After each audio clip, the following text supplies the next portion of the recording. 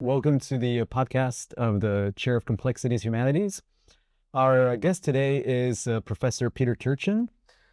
Peter is the project leader at the Complexity Science Hub in Vienna.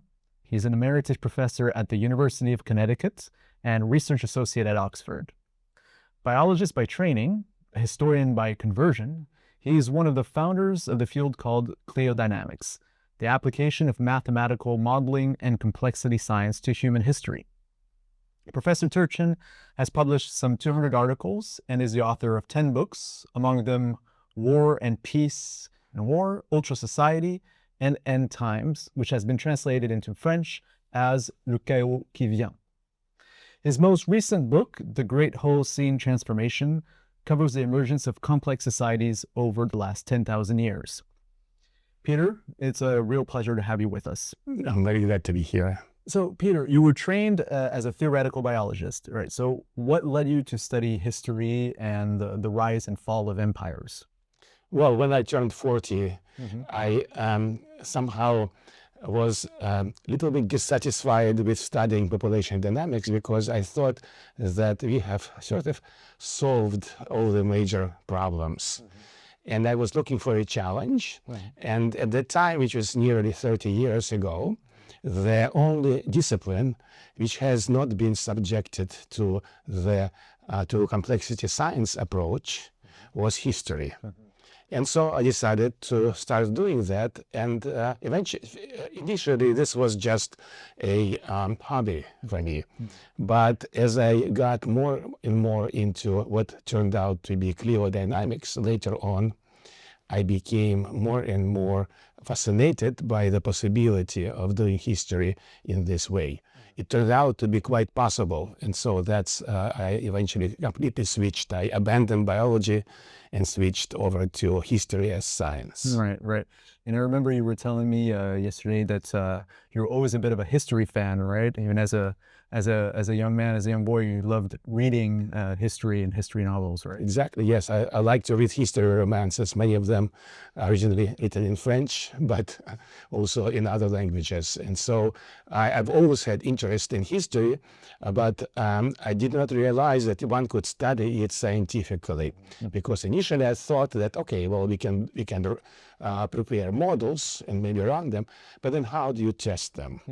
And it turned out that there is a great possibility of getting lots of data to both test models and also to make them much better empirically grounded.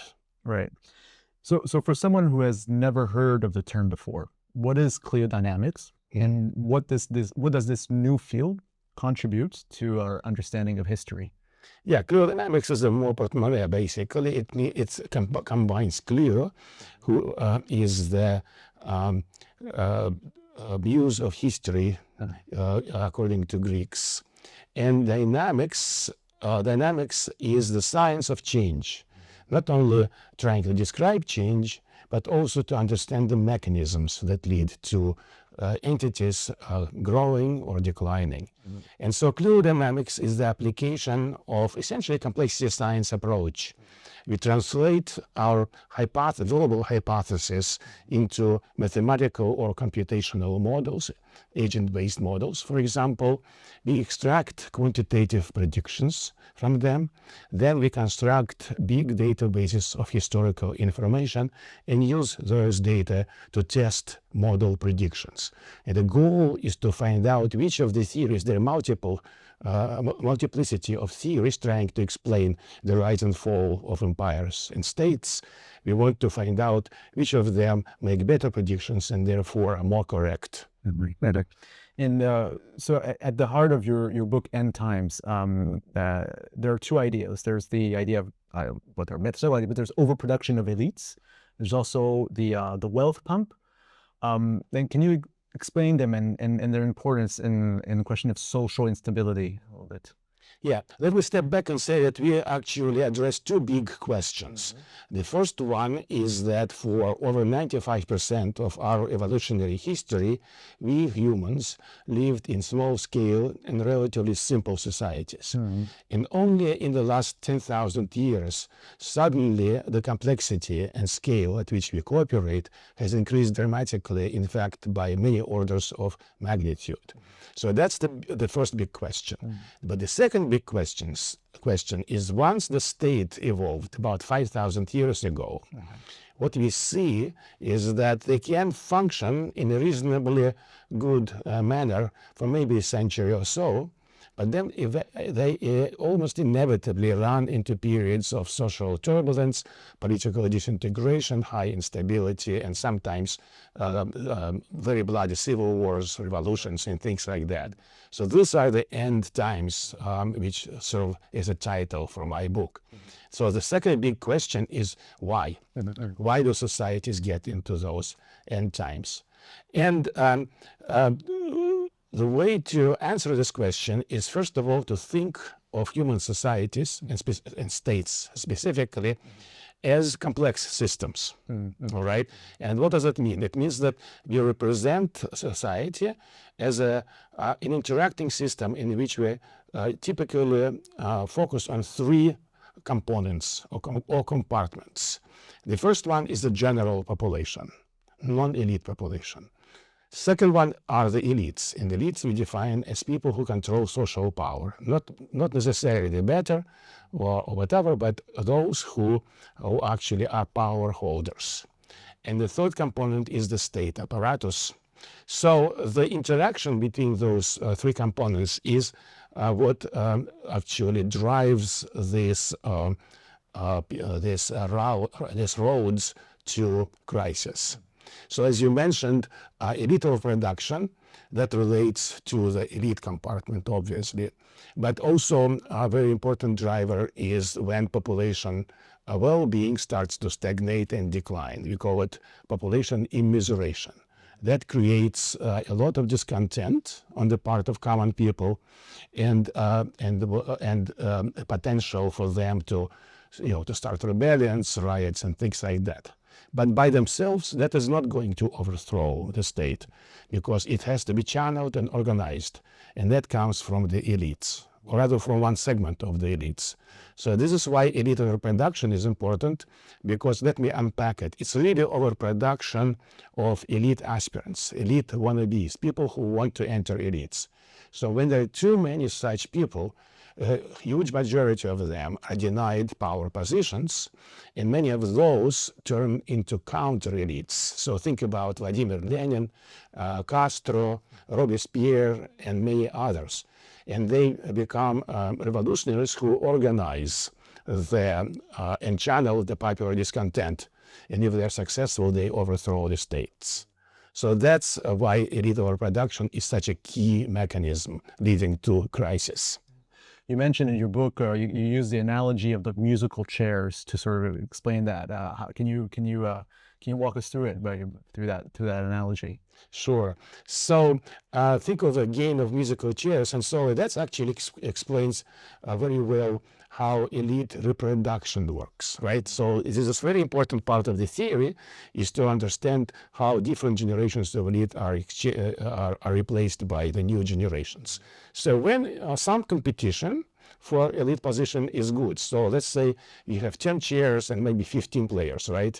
There, five of them don't get a chair, so they're losers, so they go away sadly, but the other 10 aspirants do get into chairs. So far, so good. But once the number of aspirants goes to 20, 30, 50, 100, now have 90% of the elite aspirants, they're frustrated. The problem is that many of them decide that, okay, I still want to get to a power position, but now I have to break rules. All right, and then there are many of them, so they now start organizing, not necessarily into one particular party. It often starts with several radical parties.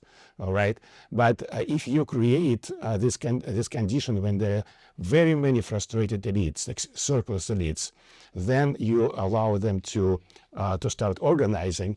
Then they channel their population discontent, and that's how revolutions and civil wars happen. So can you give us a concrete example in history? I know, for example, I guess the French Revolutions might be one. You mentioned also Lenin when the Bolshevik Revolution. Yeah, maybe the best numbers you have is for the United States. Okay. Right. So for the United States, there are two routes to power. One of them is the wealth route. So think about Donald Trump is an obvious example, but many others, Michael Bloomberg and many others. The other route is credential route. You basically get a university education and you get law degree, and that's how you also can enter the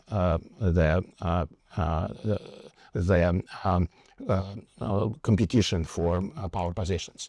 Now, in the United States, if you look at the last 30 years, from 1980s to 2020, the numbers of uber wealthy, let's say people who, households who possess $10 million or more, this is inflation adjusted, increased tenfold. Yeah. So this is what I mean. So whereas before we had 10 people vying for 10 chairs, now we have 100 people. Not, of course, not every wealth holder is going to go, but if there's a constant proportion of them who have political ambitions, we have 10 times as many such things. Similarly, let's look at the lawyers specifically, because lawyers actually turn out to be the most dangerous profession. Lenin was a lawyer, Custer was a lawyer, Robespierre was a lawyer, Gandhi was a lawyer. Beware of lawyers. Beware of lawyers who are frustrated at getting. So same thing happened. We have by now we let's say by 3 years ago, we produced 3 times as many lawyers as there were positions for them. All right. Unfortunately, since the AI came on board, at least half and maybe 3/4 of those lawyer positions have been eliminated. So now we have 6 times or 12 times as many lawyers. In fact, we will realize that, and so attendance to law schools is declining, but we still have produced many of them. So this is example in vivid terms. Now we asked about French Revolution, same thing. During the 18th century, the numbers of nobility have bloated. Right, and the same thing happened both with the sword nobility, the military, who provided military officers, and robe nobility, who provided the magistrates and government officials. So in the Russian Revolution, same thing. So we have analyzed quite a number of periods leading to crisis, and elite overproduction is the ubiquitous feature that results in very severe and prolonged crisis. So think about the French Revolution was only the first one. In fact, from 1789 to 1870, France was constantly roiled by one revolution after another. All right, and only after that they solved the problem of immiseration and elite overproduction. Right, right. So in 2010, you forecasted a period of instability in the United States around the year 2020. Can you tell us a bit how you came to that prediction based on your model? Yes, initially when I started working on in history, I didn't want to go into the present because it's too politically, dangerous. But every time I would give a talk about past societies, Roman Empire, the French wars of religion and things like that, people would understand the logic that led to those crises, and they would ask me, where are we? So eventually I broke down and I started looking at data for immiseration, elite overproduction, state weakness for the United States. And to tell the truth, that I was shocked when I started doing that, because by 2010, these trends, which started developing around late 1970s or 1980 or so, by that point, it's been 30 years, all right? And it was very clear that we stepped on the road to crisis. And so I decided to stick my neck out, because as I mentioned earlier, the nature of science is to test different theories against each other using data. So you have to generate predictions. And of course, the hardest prediction is about the future, right? So what I did, it was a scientific prediction, not a prophecy, right? Because I didn't know what would happen, but I wanted to make this strong prediction and see whether theory actually has some value.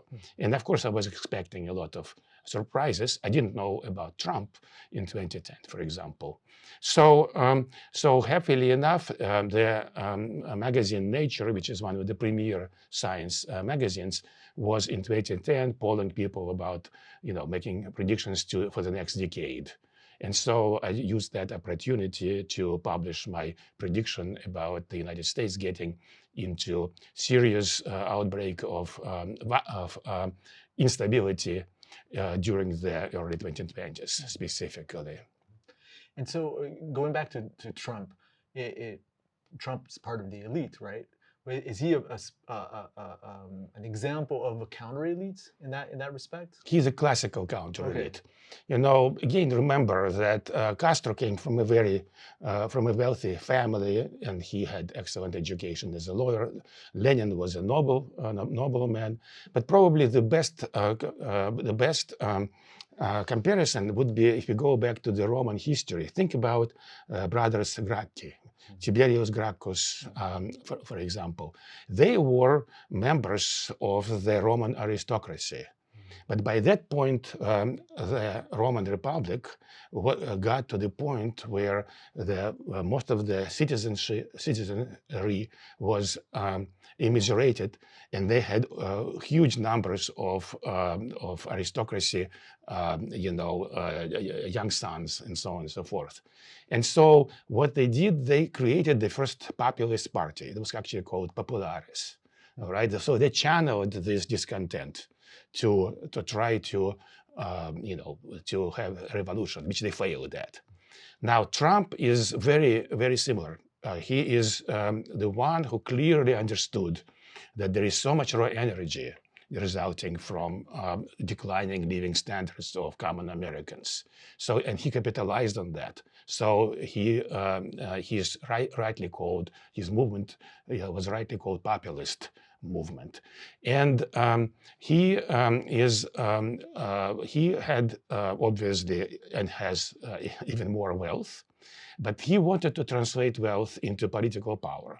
And partly he had some ideas about how America should be governed. So he tried to get into the governing elites, but he was spurned. In particular, there was one episode when he was in the audience during some kind of a press club meeting where Barack Obama was, and Barack Obama looked at him and basically dissed him, right? And that was clear that that was a big mistake for us. So he had a big chip on his shoulder. So this is a typical counter-elite who is driven now to overthrow things. And as you can see, once he got into power, he is not really creating any, positive things. He's running around crushing and destroying things. He is really very effective at doing that. That's why I think that we are now in revolution as of about a year ago, because revolutions are destructive periods. Right. You've described Ibn Khaldun, the 14th century scholar from North Africa, as a precursor or sort of a spiritual father of Cliodynamics in a way. So what insights have you gained as a 21st century complexity scientist from Ibn Khaldun? Yes, definitely. Ibn Khaldun was a huge influence on me when I was developing my ideas about, the different mechanisms driving historical processes. So Ibn Khaldun is a father. Ibn Khaldun lived in the 14th century in what's now Tunisia, but of course he traveled quite a lot, including Morocco, and then later on he moved to Egypt, where he became a Qadi judge. So, but he also had he was in his younger age, he was a politician. He, in fact, organized some Berber tribes trying to overthrow one of the sultans ruling that part of Maghreb at the time. He was unsuccessful, however, but he survived the attempt. And so he learned a lot from that. In any case, he is the father of very original theory about the cycle of why the states break down and how they actually are replaced by other states.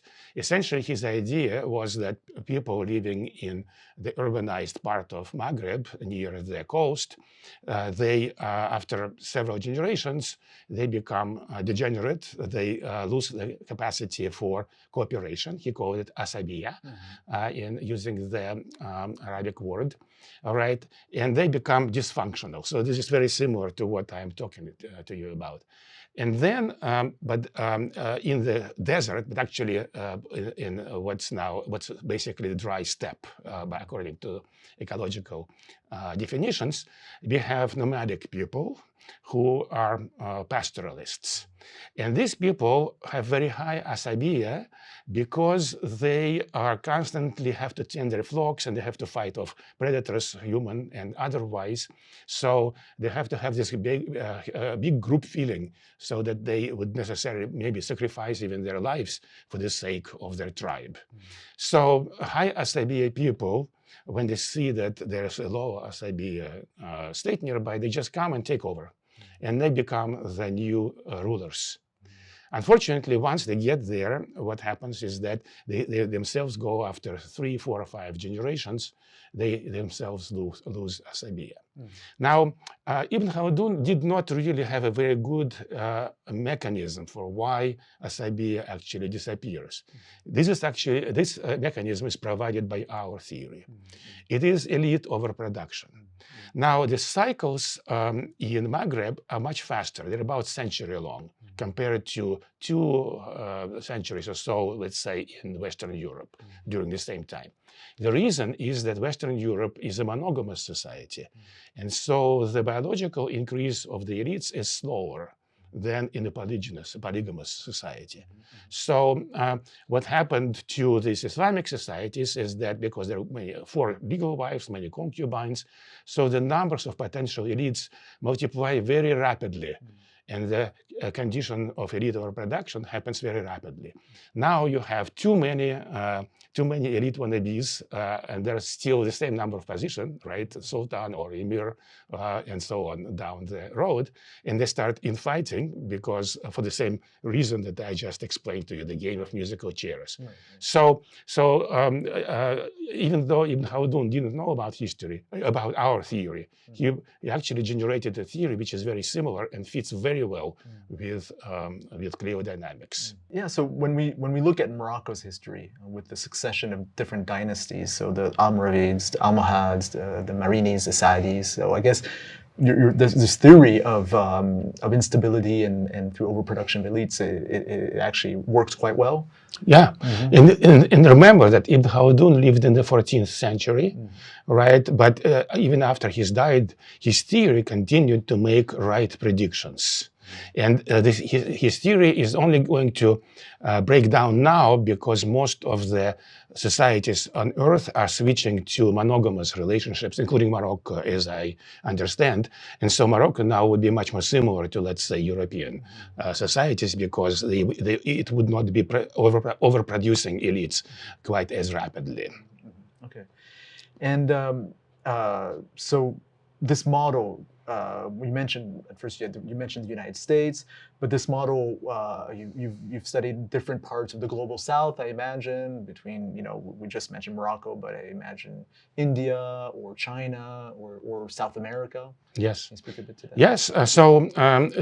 The theory applies to all state-level societies, right? Remember, you have the population elites and the state, all right? And so it is essentially a general principle of history.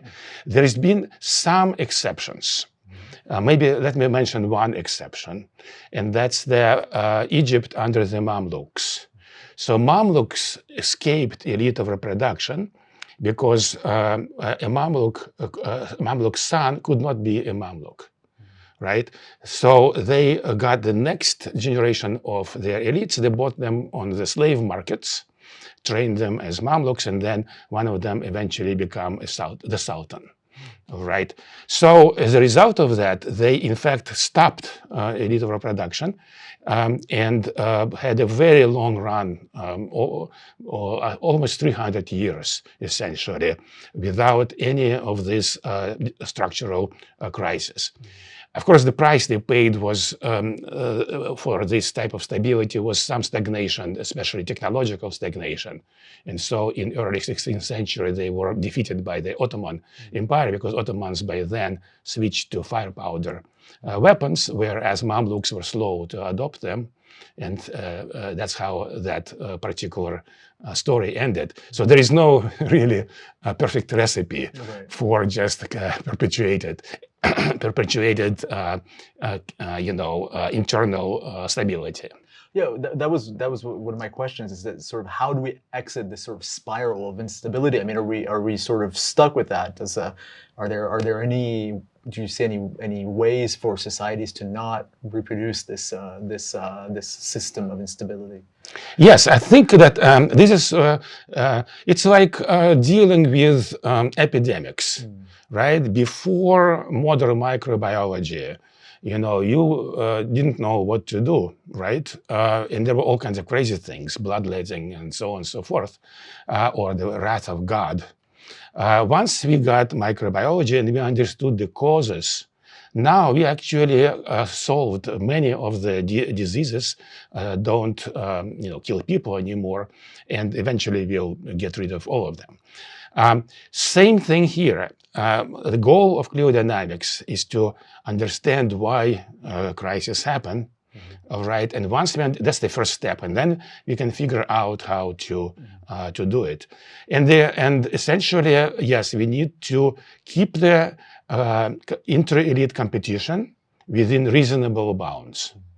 How to do that exactly will have to be a part of a common conversation. You'll have to decide whether, for example, do we want to limit the number of people who go to law school, right? That might be felt as unfair to people who don't get in. But on the other hand, at the other end, we will be solving the overproduction of law degree holders.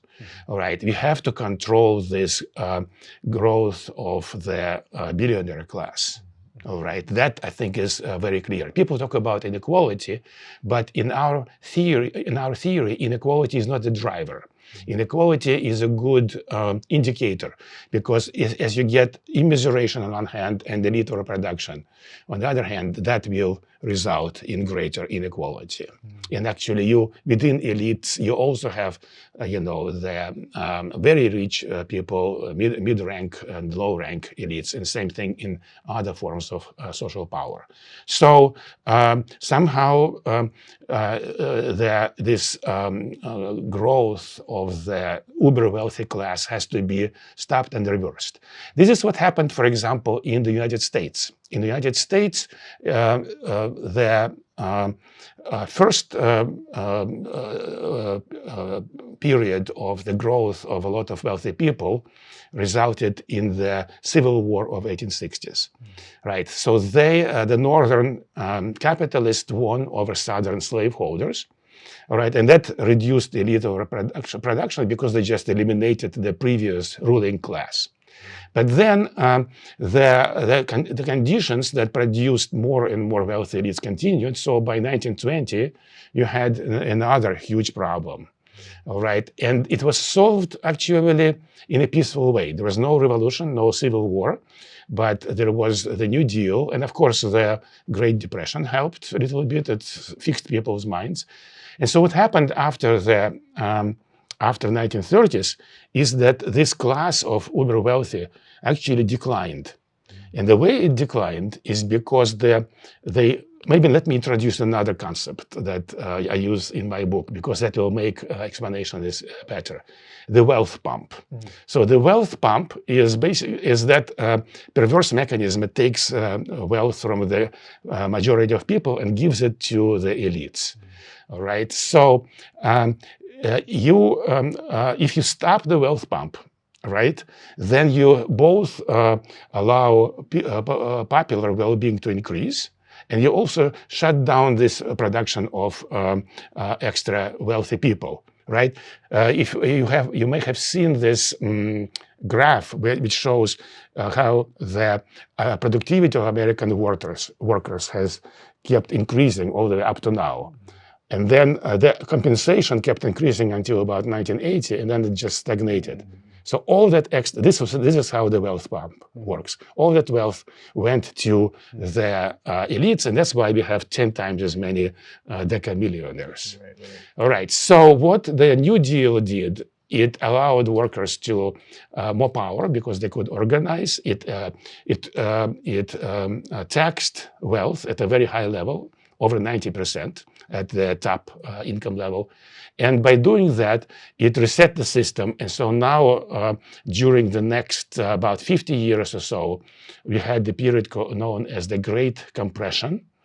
The actual numbers of millionaires declined, and they became poorer and fewer of them until 1980. So. Right, yeah. In your new book, the Great Holocene Transformation, it tells a very different kind of story. It's not about societies, how they fall, but actually how they became large and complex in the first place. So, and your answer is surprising in a way, because you say that the main driver was war, competition, that created complex societies. So why war, not agriculture or, I don't know, religion or trade? Yeah, well, in fact, agriculture is also a major driver. So we tested 6 classes of theories, including agriculture, warfare, functionalist theories, internal conflict theories like Marxian theories, and religion and a few others. But our analysis of a massive database, which spans the globe, and the last 10,000 years. So it's really a very representative sample. It showed that agriculture certainly is important, but even more important is warfare. Now, this is not necessarily a very welcome result, because I agree with, I don't want wars. I want us, humanity, to learn how to stop wars. And also, it's not really warfare, it's not killing people that's important. It's competition between societies. Now, remember, I said that some degree of competition is necessary, all right? And the same applies to competition not only amongst individuals, but also amongst states. Because it is very easy, think about it, it is very easy for a state to be taken over by selfish elites.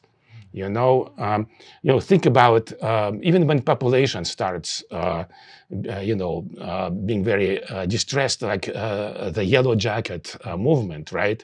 Macron state just suppressed it, all right? So what is to prevent such despotic governance to be perpetuated forever? Well, only competition. And the competition can come internally from counter elites. And in this case, counter elites would be playing an important role, in fact, positive role, by overthrowing a despotic government. Or this competition can come from outside. All right. So, for example, and this competition does not have to be violent. That's a very important point. So, for example, I grew up in the Soviet Union. The Soviet Union collapsed not because it was conquered by America. All right, it collapsed because it lost economic and ideological competition with America. And so people in USSR at some point realized that the system is dysfunctional. We have to change it.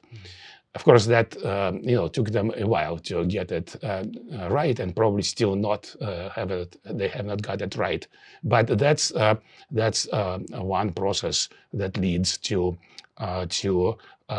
positive change. So, the more general idea that this competition, we call it cultural multi-level selection. It's selection between states, all right? So states that have better institutions and states who treat their citizens better. So they have much more loyal population, right? They win over states that mismanage all those things, all right? And as long as people don't get killed, that's good.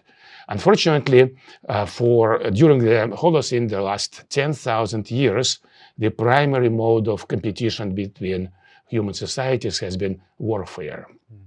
But before, during most of our history, the primary competition between different groups was the game of not us versus them, but the game of us versus the environment.